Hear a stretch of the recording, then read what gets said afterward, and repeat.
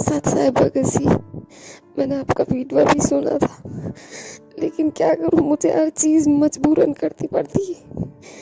ये आन उपासनाएं साधनाएं वगैरह सब, मेरी फैमिली में ऐसी चीज़ें कोई मानता नहीं है। एक बार मैंने इनको बताया था गुरु जी के बारे में, लेकिन ये लोग ना गुरु जी को गालियाँ देने लगे। मैंने इनसे बहस करना जरूरी नहीं समझा और मैंने बोल दिया हाँ, मैं तुम्हारी बात मानूंगी। मेरी शादी हो रखी है, इसलिए ना इनके ससुराल वालों के सामने ज़्यादा जिद नहीं कर सकती। ये बोले हम तेरी फैमिली को बता देंगे कि हमारा कहना नहीं मानती है। ऐसे में क्या करूँ, मैं सत्संग वगैरह सुनती हूँ ना, तो घर वालों को किसी को पता नहीं है। ये पूरे दिन सिर्फ पढ़ाई का बोलते रहते हैं। मेरे पास ना तो गुरु जी की फोटो है, ना मैं ज्योति जला पाती हूँ। जो मंत्र मिला है ना, उनका जाप करती हूँ और सत्संग सुनती हूँ। सत्साई बहन जी आप परेशान ना हो, परमात्मा पे विश्वास रखिए। ससुराल वाले अभी तत्व ज्ञान से अपरिचित हैं, परमात्मा से अपरिचित हैं। वो भी जो कर रहे हैं हो सकता है अपने विचार से आपके सुखद भविष्य के लिए कर रहे हैं, क्योंकि उन्हें ज्ञान नहीं है, आध्यात्मिक ज्ञान नहीं है। सांसारिक दृष्टि से उन्हें लगता है कि ये पढ़ जाएगी, लिख जाएगी, कोई नौकरी लग जाएगी तो इसके लिए भी अच्छा होगा, हमारे लिए भी अच्छा होगा, लेकिन वो परमात्मा के विधान से परिचित नहीं है। तो बहन मनसा हो सकता है उनकी भी अच्छी हो। तो और रही बात आन उपासना की, बहन देखो, आप परमात्मा को दिल में बसा के रखो, गुरुदेव का चिंतन रखो, गुरुदेव का मनन करती रहो। जो भी मंत्र आपको परमात्मा ने बख्शिश किया है उस मंत्र से आप लगे रहो। और यदि ऐसी कोई विशेष आपत्ति, ऐसी विशेष मजबूरी, ऐसा विशेष दबाव यदि आप ज्ञान उपासना के लिए आता है, मैंने एक फॉर्मेलिटी सी मान के, क्योंकि देखो आप संघर्ष नहीं कर सकती। अगर आप संघर्ष कर सकती हो जब तो मीरा की तरह अड़ जाओ, और आपको लगता है कि मैं ये संघर्ष अभी नहीं कर पाऊंगी, मैं अभी इस लायक तैयार नहीं हूँ, तो बहन फिर एक फॉर्मेलिटी के लिए, परमात्मा ने बताया फिर एक फॉर्मेलिटी के लिए, जैसा वो कहें फिर आप वैसा कीजिए, लेकिन ध्यान में अपने परमात्मा को रखिए। उसमें फिर परमात्मा दोष नहीं लगने देता, क्योंकि परमेश्वर अंतर्यामी है और गुरुदेव हमारे अंदर के भाव देख सकता है। स्पष्ट उनको दिखाई देती है हमारी सोच, हमारी मनसा, हमारा मनन चिंतन। तो परमात्मा बहन अंदर के भाव देखता है कि अंदर इसके क्या चल रहा है, और बाहर ये जो क्रिया कर रही है या लोग इससे जो करवा रहे हैं वो किस मनसा से करवा रहे हैं। तो आप बिल्कुल चिंता ना करें बहन। पढ़ाई के लिए कहें तो आप पढ़ती भी रहिए, और साथ में जब समय मिले तो परमात्मा का सत्संग सुमरण भी आप करती रहिए। समय बीत जाएगा, ज़्यादा समय नहीं है बहन, परमात्मा जल्दी ही दया करेंगे। मालिक को भी पता है कि मेरी आत्माएं किस कदर परेशान हो रही हैं, कैसे कैसे जुल्म, कैसे कैसा संघर्ष का सामना उन्हें करना पड़ रहा है। और कोई बाप नहीं चाहता कि उसका बेटा बेटी इतना परेशान हो, दुखी हो। हमारी आंखों के सामने हमारे बच्चे को अगर इतना कोई दबाए, परेशान करे, तो बहन हम लोग लड़ जाते हैं, भिड़ जाते हैं, सहन नहीं कर पाता एक सामान्य इंसान। तो सोचो उस समर्थ होते हुए भी परमात्मा कैसे सहन कर रहा है। तो हमने परमात्मा के मिशन को भी समझना है। परमात्मा चाहता है कि हम थोड़ा ज्ञान आधार से दृढ़ हों, हम भी थोड़ा संघर्ष करना सीखें, थोड़ी मेहनत करें, लोगों को ज्ञान आधार से प्रेम के साथ में जवाब देना सीखें। तो बहन ज़्यादा समय नहीं है, परमात्मा जल्दी ही हम सब नीचों पे दया करेंगे। जल्दी ही एक भक्तिमय माहौल इस संसार में बनेगा, पूरी दुनिया में बनेगा। ठीक है, उससे पहले यदि कुछ उथल पुथल होनी है, कोई युद्ध की स्थिति होनी है, क्योंकि देखो संसार में सभी आत्माएं भक्ति के लायक नहीं हैं, और जो आत्माएं भक्ति के लायक नहीं हैं बहन, उनका सर्वनाश भी निश्चित है। तो हो सकता है वैश्विक स्तर पे कुछ घटनाएं ऐसी घटेंगी, काफ़ी लोगों का सर्वनाश होगा, काफ़ी लोग अकाल मृत्यु को प्राप्त होंगे। और अकाल मृत्यु को प्राप्त वही लोग होंगे जो परमात्मा की आत्माओं के मार्ग में बाधा बनने वाले थे, भक्ति मार्ग में जो बाधा बनने वाले थे, वही लोग इस वैश्विक उथल पुथल में यहाँ से जाएंगे। तो तब तक बहन हमें थोड़ा सा ज्ञान को आधार बनाना पड़ेगा, थोड़ी हिम्मत रखनी पड़ेगी। कुछ भी करें, कुछ भी कराएं बहन, ये आपकी मजबूरी है, आपकी परेशानी है। यदि आप मीरा का रोल नहीं निभा सकती हैं तो बहन आप नीची गर्दन करके और परमात्मा की भक्ति में लगी रहें। जैसा वो करें वैसा आप जी करती रहें, लेकिन परमात्मा से प्रार्थना भी करती रहें कि हे परमपिता परमेश्वर, आप अंतर्यामी हैं मालिक, मेरी पार नहीं बसा रही है, मैं हर तरीके से निर्बल हूँ, अबला हूँ इन लोगों के आगे। अब ये चाहे तो परमात्मा मेरे ज्ञान की कमी हो, या चाहे मैं संघर्ष नहीं कर पा रही, मेरे अंदर वो हिम्मत नहीं है, परमात्मा चाहे इस चीज़ की कमी हो, आप अंतर्यामी है, जानी जान है, आप सब जानते हैं। तो परमात्मा, लेकिन मेरे अंदर आप हो, मेरे अंदर से आप नहीं निकल सकते। आपका जो ज्ञान है वो इस कदर इस दासी के हृदय में, आत्मा में, मन में समा गया है कि देवी देवता, ब्रह्मा विष्णु महेश, या कोई भी जिनकी मुझसे अनुपासना करवाई जा रही है, दबाव बनाया जा रहा है, उनके लिए 0% भी जगह मेरे दिल में नहीं है। तो परमात्मा तो अंतर्यामी है बहन। परमात्मा तो केवल एक फॉर्मेलिटी के तौर पे अपने बच्चे के मुख से सुनना चाहता है, प्रार्थना के रूप में अपने बच्चे के मुख से सुनना चाहता है कि मेरा बच्चा मेरे से किस तरह प्रार्थना करता है, क्या बोलता है, क्या कहता है। बाकी काम परमात्मा का है। सूरदास की कथा बहन आपने सुनी होगी। परमात्मा ने बताया था कि एक सूरदास था, वो भगत था, और उसको थोड़ा दस्त लग गए, लूज मोशन हो गए। तो उसने सोचा कि यहाँ एक आधा भगत आता है आश्रम में, बेचारे मेरी सेवा में लगे रहते हैं, बड़े दुखी हैं, क्यों ना मैं जंगल की तरफ चला जाऊं और अपना शरीर त्याग दूंगा वहाँ पे। इस शरीर को कोई जंगली जानवर, कोई पशु खा लेगा तो उसका भी उद्धार हो जाएगा। ये सोचकर सूरदास जंगल की तरफ चला गया और गहरा चला गया अंदर। गुरुजी ने कहा कि वो इतना अंदर चला गया कि उसको कुछ भी नहीं सूझ रहा था। एक जगह जाके वो बैठ गया। अब परमात्मा अपने भगत के साथ में रहता है। तो तभी एक बच्चा आया और कहा कि बाबा बाबा, लगता आपको भूख लगी है। तो सूरदास ने सोचा भाई होगा कोई बच्चा, आसपास में कोई परिवार रहता होगा यहाँ पे। उसने कहा हाँ बेटा, मुझे भूख लगी है।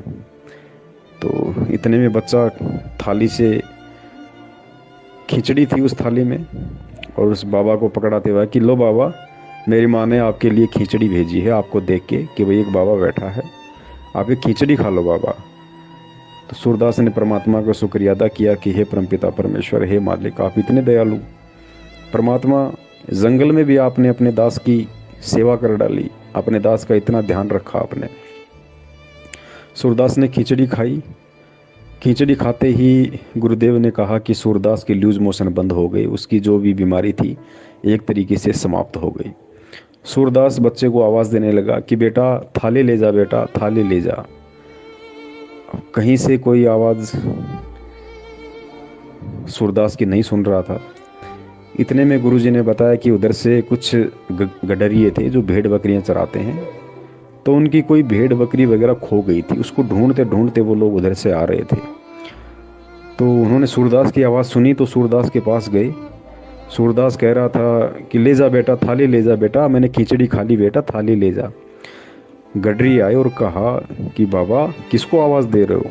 बोला भाई एक बेटा था अभी यहाँ पे, उसकी माँ ने खिचड़ी भेजी थी, और भाई ये थाली के लिए मैं कह रहा हूँ कि बेटा अपनी थाली ले जा। तो गडरिया ने कहा कि बाबा आपका दिमाग ख़राब हो गया लगता हमें, आप कहाँ हो आपको पता है? आप जिस जगह बैठे हुए बियाबान जंगल है, यहाँ से तो कई किलोमीटर दूर, कोई घर तो छोड़िए कोई गांव भी नहीं है, किसको आवाज़ लगा रहे हो आप? तो सूरदास चूँकि भगत था, परमात्मा की आत्मा थी, अंदर से उसको चेतना हुई, वो समझ गया। उसने कहा भाई ठीक है भाई, मैं समझ गया भाई कौन था क्या नहीं था, किसने खिचड़ी खिलाई। सूरदास के अंदर एक जोश पैदा हो गया, एक उमंग पैदा हो गई, नई चेतना जागृत हुई उसके अंदर। और सूरदास वापस उसी तरीके से जैसे जंगल में आया था, उससे भी तेज गति से और लंबे लंबे पैर रखते हुए वापस आश्रम की तरफ जाने लगा कि जब परमात्मा मेरे साथ में है तो घबराने की जरूरत कहाँ है। जिसने मुझे जंगल में संभाला वो मुझे आश्रम में भी संभालेगा, हर जगह संभालेगा। और वही बाकी का जीवन में परमात्मा की भक्ति में लगाऊंगा, मरूंगा तो उसके लोक में जाऊंगा, जीवित रहूंगा तो उसके नाम का सुमरण करूंगा। तो लंबे लंबे कदम रखते हुए गुरुजी ने बताया कि सूरदास वापस चल रहा था। वो ये नहीं देख रहा था आगे खड्डा है, आगे कंटीली झागड़ियाँ क्या है क्या नहीं है, उसके दिमाग में सिर्फ परमात्मा चल रहा था, सिर्फ परमात्मा। एक समय ऐसा आया कि आगे बहुत बड़ा खड्डा था, गहरी खाई थी, सूरदास को पता नहीं था, वो तो बिल्कुल मगन मस्त होके परमात्मा के प्रेम में चला जा रहा था। सूरदास का एक पैर जैसे ही उस खाई में रखने को हुआ, तुरंत पीछे से आके एक व्यक्ति ने उसका हाथ पकड़ लिया और कहा कि सूरदास, सूरदास जी बाबा कहाँ जा रहे हो बाबा? अरे कम से कम देख तो लो आगे कितनी गहरी खाई है, कितना गहरा खड्डा है। ये तो मैंने देख लिया आपको और दौड़ के आपका हाथ पकड़ लिया, वरना एक सेकंड भी नहीं लगती आपको खाई में गिरने में। बताओ, थोड़ा बहुत तो देख के चलो कम से कम। बहन, गुरुजी ने बताया कि सूरदास ने आव देखा ना ताव, और जिसने उसका हाथ पकड़ रखा था, सूरदास ने बड़ी तेजी से लकड़ी फेंक दी और उसके पैर पकड़ लिए। पैर पकड़ के बैठ गया। बोले भगवान, बोले हे परमात्मा, आधा घंटे पहले तो चकमा दे के निकल गया, अब नहीं निकल सकता, अब नहीं छोड़ूंगा परमात्मा, अब चकमा नहीं दे सकते आप सूरदास को। तो वो व्यक्ति बोला, अरे भाई तू तो अच्छा आदमी यार, तेरी जान क्या बचा दी, मेरे तो गले पड़ गया। अरे मैं तो रास्ते से जा रहा था, अचानक से तुझे देख लिया, दौड़ के तेरी जान क्या बचाई, मेरे गले पड़ गया।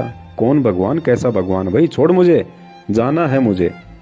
तो सूरदास ने कहा कि परमात्मा, ये सूरदास एक बार धोखा खा सकता है, बार बार धोखा नहीं खा सकता, लेकिन परमात्मा भी लीला पूरी करता है। उस व्यक्ति ने कहा कि नहीं नहीं भाई, मैं कोई परमात्मा नहीं हूँ भाई, कहाँ पागल हो रहा है, छोड़ो मुझे, जाना है भाई, मुझे काम है। तो गुरुजी ने कहा कि उस व्यक्ति ने जबरदस्ती करते हुए और सूरदास से अपना पैर छुड़वा लिया। तो सूरदास ने रोते हुए कहा, गुरुदेव ने बताया, सूरदास ने कहा कि कोई बात नहीं परमात्मा, आप समर्थ हो, आप शक्तिमान हो, आप कुछ भी कर सकते हो, मेरी क्या औकात आपके सामने जो मैं आपका पैर पकड़ के रख सकूं, मैं आपको कस के पकड़ सकूं, मेरी क्या औकात है, मैं दीन हूं, मैं निर्बल हूं। परमात्मा ने एक वाणी के माध्यम से बताया कि सूरदास ने कहा कि हीन समझ के पैर छुड़ा गया। हीन यानी कमजोर। सूरदास ने कहा कि हीन समझ के, हीन जान के पैर छुड़ा गया, है सर्वशक्तिमान तू। सूरदास ने कहा कि हे परमात्मा, मैं दुर्बल हूँ, निर्बल हूँ, कमजोर हूँ, मुझको हीन समझकर आप अपना पैर छुड़ा गए, क्योंकि आप सर्वशक्तिमान हो।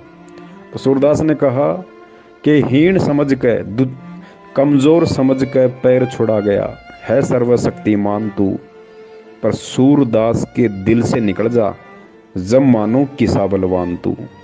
कि परमात्मा, पैर तो आप छुड़ा गए क्योंकि निर्बल हूँ, दुर्बल हूँ, कमजोर हूँ, लेकिन आपको तब मानूं कि आप भगवान हो, तब मानूं कि आप बहुत बड़े समर्थ हो, शक्तिशाली हो। इस सूरदास के दिल से निकल के दिखा दो आप एक बार।